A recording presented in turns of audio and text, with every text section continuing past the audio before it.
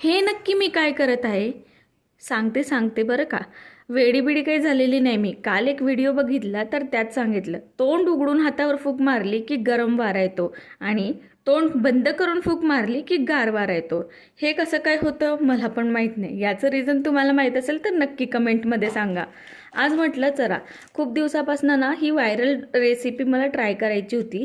तर याच्यासाठी मी बिस्किट्स आणि क्रीम वेगवेगळे करून घेतले आणि बिस्किटचे छोटे छोटे तुकडे करून मिक्सरमध्ये त्याचं फाईन पावडर करायसाठी वाटून घेतलं आणि याचं छान असं फाईन पावडर तयार झालं.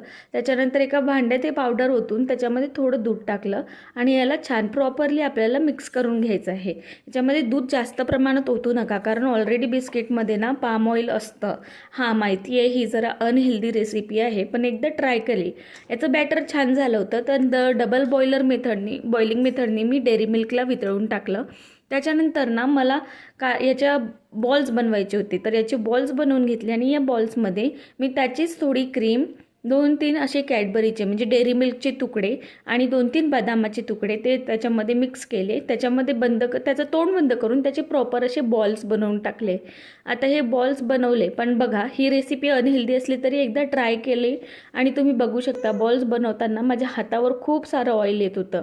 त्याच्यानंतर ना हे बॉल्स माझे रेडी झाले. याच्या शेपवर जाऊ नका हां. हे काही छोटे तर काही खूप मोठे झालेत आणि याची क्रीम पण बरीच उरली.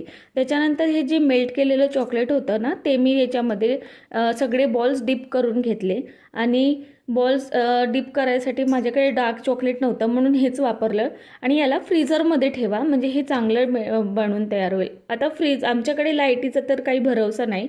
प्रॉपरली एवढे बनले नव्हते चॉकलेट, पण म्हटलं चला 2-3 तास झाले होते म्हणून ट्राय करून बघितलं आणि खरंच मस्त लागत होता. टेस्टला छान झालं होतं. तुम्ही पण याला ट्राय करून बघा, पण एकच वेळा ट्राय करा हा, अनहेल्दी असल्यामुळे. चला भेटू पुढच्या व्लॉगमध्ये. बाय.